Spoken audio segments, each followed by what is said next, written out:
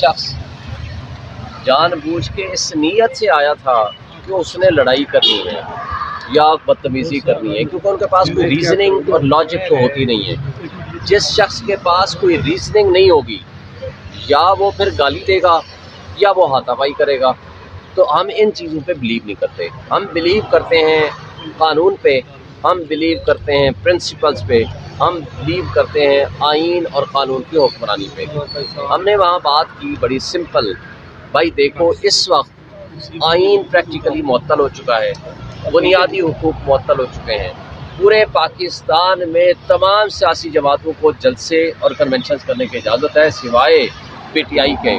یہ level playing field نہیں ہے، ہمارے ساتھ دوہرا معیار رکھا جا رہا ہے، قانون کا بھی، انصاف کا بھی، اداروں کا بھی۔ تو اس کے جواب میں اگر کوئی اس کی جواب جس کے پاس نہیں ہوتا تو پھر وہ ذاتیات پہ اترا ہے، تو ہمارے پاس اس ذاتیات کا ہم جواب نہیں دیتے، ہم پرنسپلز پہ اس کا جواب دیتے ہیں۔ اچھا سر، بتائیے گا کہ شیر افضل مروت صاحب کل ایک بڑا کنونشن کر کے آئے ہیں، اس ٹائپ کا آپ بھی کوئی کنونشن کرنا سوچ رہے ہیں؟ جی بالکل، ہم بڑے کنونشن کریں گے، وہ انہوں نے نہیں کیا، وہ پی ٹی آئی نے کیا ہے،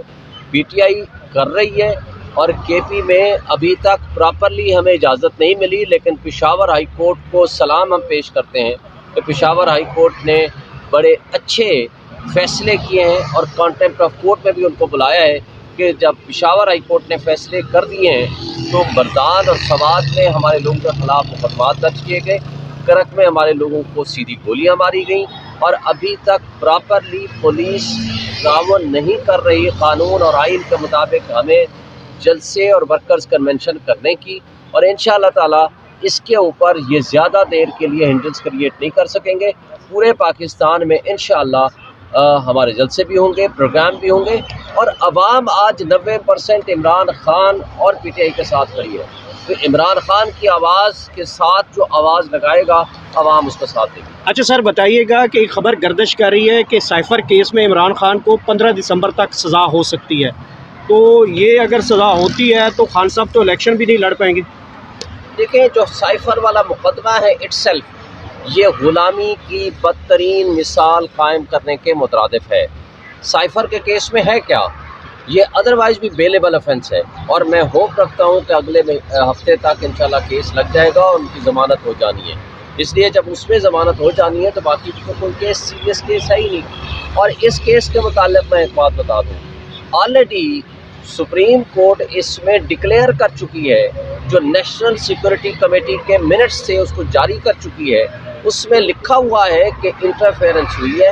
اور اس مداخلت کے نتیجے میں جو سازشی کردار ہیں اس کے لیے کمیشن بنایا جانا تھا۔ کمیشن کس نے بنانا تھا؟ حکومت پاکستان نے۔ یہ جسٹس عامر فاروق صاحب کا فیصلہ غلط ہے، جس نے کہا جی اس پہ تو کمیشن، یہ جو تھا سپریم کورٹ آلریڈی اس پہ فیصلہ دے چکی ہے، حالانکہ سپریم کورٹ نے کہا کمیشن بنایا جائے، اور وہ کمیشن کس نے بنانا تھا؟ حکومت پاکستان نے۔ عمران خان نے جنرل ریٹائرڈ طارق کی سربراہی میں کمیشن بنانے کا حکم جاری کیا، جو اس نے بعد میں معذرت کر لی تھی، اور شہباز شریف نے فلور آف دی ہاؤس پہ کھڑے ہو کر کہا تھا کہ میں اس پہ کمیشن بناؤں گا، لیکن نہیں بنایا، تو جس سے ان کے اپنے بدنیتی ظاہر ہوتی ہے۔ لیکن یہ کہنا کہ جناب چونکہ کمیشن نہیں بنا لہذا سائفر کیس میں عمران خان کو جیل میں بند کر دو، یہ آن دی فیس آف اٹ غلامی کی بدترین مثال قائم کرنے کے مترادف ہے، اور مجھے یقین ہے کہ جب یہ اوپن ٹرائل ہوگا تو میں نہیں سمجھتا کہ اس میں کوئی بھی جج اس میں ان کو سزا دے سکے گا۔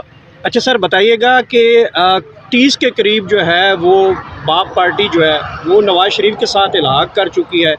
ہم تو مطالعہ پاکستان میں یہ پڑھتے تھے، سنتے تھے کہ بلوچ تو بڑے غیرت مند قوم ہے، نڈر ہیں،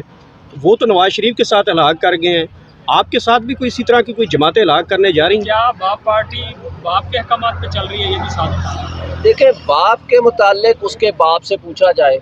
جو مریم نواز نے یہ کہا تھا، جو الفاظ استعمال کیے تھے، ان سے بتائیں کہ وہ کیا ودڈرا کر گئے ہیں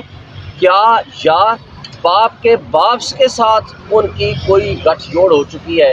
اب یہ تو یا مریم نواز بتا سکتی ہے، یا شہباز شریف یا نواز شریف بتا سکتے ہیں کہ باپ کے باپ سے ان کا کیا تعلق رشتہ ڈیولپ ہوا ہے، جس کی بنیاد پہ ہم یہ کہیں کہ آج باپ اور مسلم لیگ نون دونوں چونکہ کنگز پارٹیاں ہیں اور باپ کے ساتھ ان کے تعلقات بہت قریبی ہو گئے ہیں